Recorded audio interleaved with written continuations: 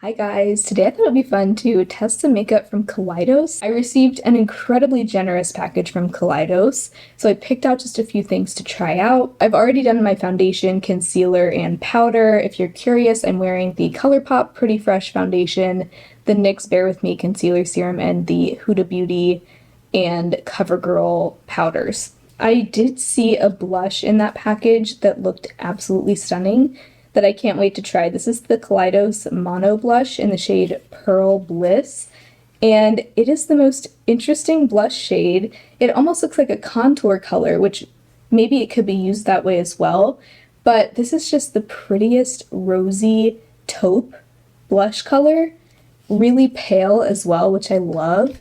So I cannot wait to apply this. This packaging is so nice as well.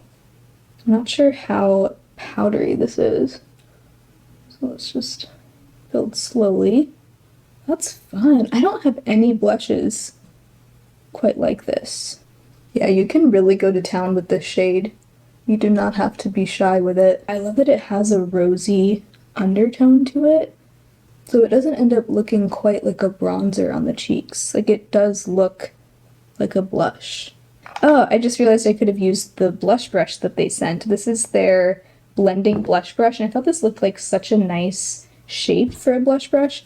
I'll just put a little bit more on with this, just to try it out. Let's put some on the nose. Yeah, this feels really soft.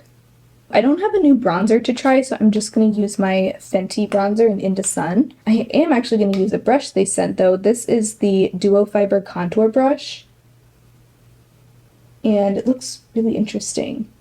I don't know, I don't usually love duo fiber brushes, but I'm willing to give it a try. It's been a really long time since I tried a duo fiber brush. I don't mind it, actually. This one's soft enough that I feel like it's doing a good job. And then this is one of the Kaleidos Space Age highlighters. This is the shade Prophecy. They sent quite a few of the shades, but this one looked the most interesting to me. It has like a pink to like green to peach shift. It's really pretty. I'm gonna try it with this precision highlighter brush that they sent. Let's see, what kind of texture is this? Ooh. Oh, that's a really blinding highlighter. That would be a pretty eyeshadow too. This is not my preferred kind of brush for this. I might use this to set my under eyes, but I'm probably gonna end up going in with my, my fluffy EcoTools soft highlight brush. That is such a cool highlight color. It's not quite as intense as I expected. It's very like rosy gold. That's fun. Really cool packaging too. It's like this tin packaging, or maybe it's aluminum. I don't know. Kaleidos also sent their Tone Activator eye primer, and I'm really curious to try this because I feel like I've been kind of on the hunt. Oh no, it's doing that thing where there's an air bubble in it and it just keeps coming out. So it looks like this actually has like some coverage to it, or maybe some pigment. It's almost like it almost matches my skin tone perfectly. That's convenient. Let's try this on.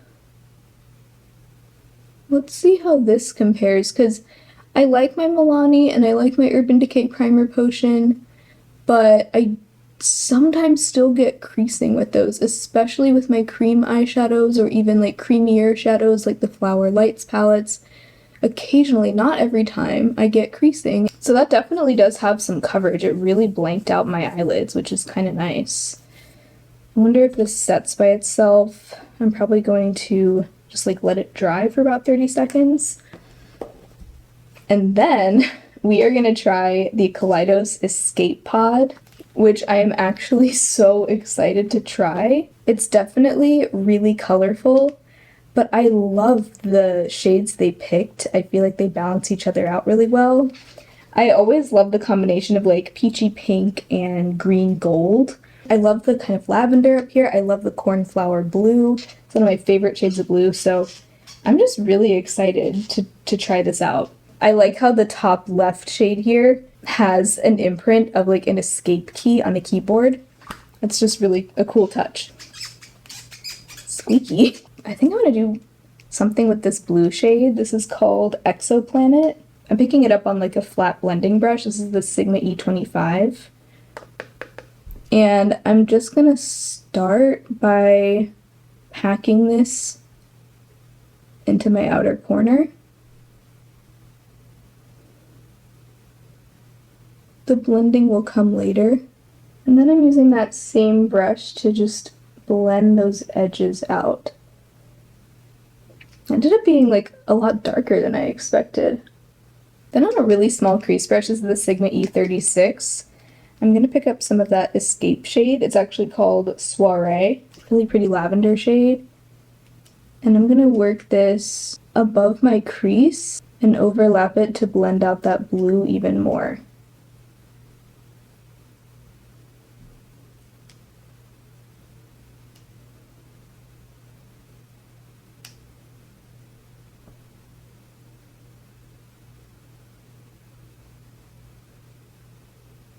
Then I'm going to take some of the shade Starlight Sonata, this beautiful peach. Really curious to see how these shimmers are. Ooh, really pretty.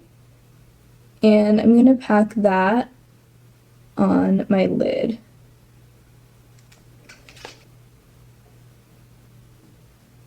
That's beautiful. That's the kind of shade that would look completely different layered over any of these like darker matte shades.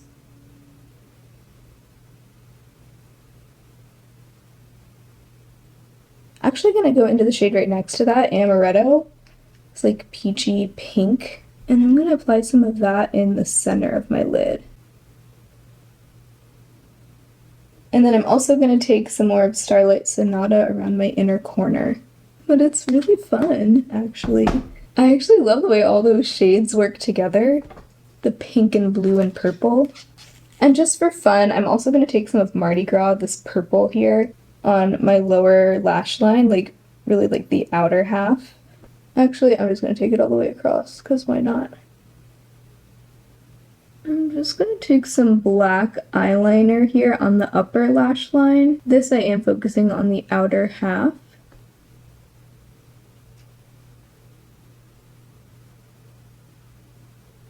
I feel like I could use a little bit of glow, so I'm going to go in with some of my JLo Beauty Glow and Get It Hydrating Mist.